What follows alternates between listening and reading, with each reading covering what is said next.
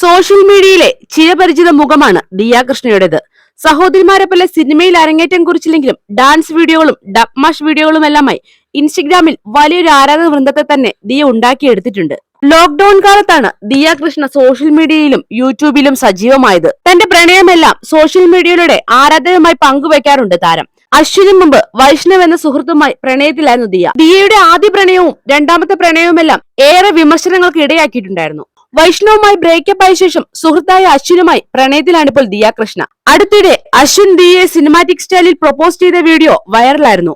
ദിയയുടെ മാത്രമല്ല വൈഷ്ണവ് ഹരിചന്ദന്റെയും സുഹൃത്തായിരുന്നു അശ്വിൻ. ദിയയുമായി വൈഷ്ണവ് പ്രണയത്തിലായിരുന്ന സമയത്തും അശ്വിൻ ഇരുവർക്കും ഒപ്പമുണ്ടായിരുന്നു. ബ്രേക്കപ്പിന് ശേഷം വൈഷ്ണവ് ചന്ദനുമായി ഒരു തരത്തിലുള്ള സൗഹൃദവും ദിയ സൂക്ഷിക്കുന്നില്ല. ദിയയെ പോലെ തന്നെ ഇൻഫ്ലുവൻസറായി മാറിയ ശേഷം വൈഷ്ണവ് ഒരു യൂട്യൂബ് ചാനലും ആരംഭിച്ചിരുന്നു. കട്ടൻ വിത്ത് കിച്ചു എന്ന പേരിലാണ് യൂട്യൂബ് ചാനൽ ആരംഭിച്ചത്. ഇപ്പോഴിതാ ആരാധകരുമായി സംവദിക്കെ വൈഷ്ണവ് പറഞ്ഞ ചില കാര്യങ്ങളാണ് വൈറലാകുന്നത്. ഇൻസ്റ്റഗ്രാം സ്റ്റോറി വഴി ആരാധകരുടെ ചോദ്യത്തിന് വൈഷ്ണവ് മറുപടി പറയുകയായിരുന്നു. അപ്പോഴാണ് ദിയയെക്കുറിച്ചും അശ്വിനെക്കുറിച്ചും വൈഷ്ണവ് സംസാരിച്ചത്.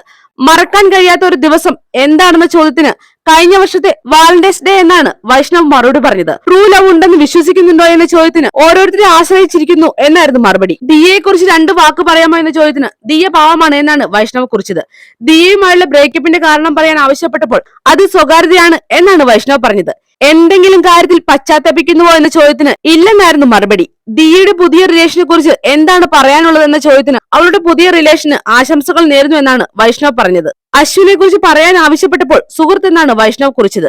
ആരെങ്കിലും താങ്കൾക്ക് മുൻപിൽ ഷോ ഓഫ് നടത്താൻ ശ്രമിക്കുന്നതായി തോന്നിയോ എന്ന ചോദ്യത്തിന് തനിക്ക് തോന്നിയില്ലെന്നും ആളുകളാൽ ജഡ്ജ് ചെയ്യരുതുമെന്നാണ് വൈഷ്ണവ് മറുപടിയായി പറഞ്ഞത്. ദിയയുമായി കോണ്ടാക്ട് ഉണ്ടോ എന്ന ചോദ്യത്തിന് വല്ലപ്പോഴും ഉണ്ടെന്നും വൈഷ്ണവ് പറഞ്ഞു. ഈ വീഡിയോ ഇഷ്ടമായെങ്കിൽ വീഡിയോയ്ക്ക് ഒരു ലൈക്ക് നൽകുക. നിങ്ങളുടെ വിലയേറിയ അഭിപ്രായങ്ങൾ കമന്റായി രേഖപ്പെടുത്തുക. പുതിയ വാർത്തകൾക്കും വിശേഷങ്ങൾക്കുമായി ഈ ചാനൽ മറക്കാതെ സബ്സ്ക്രൈബും ചെയ്യുക.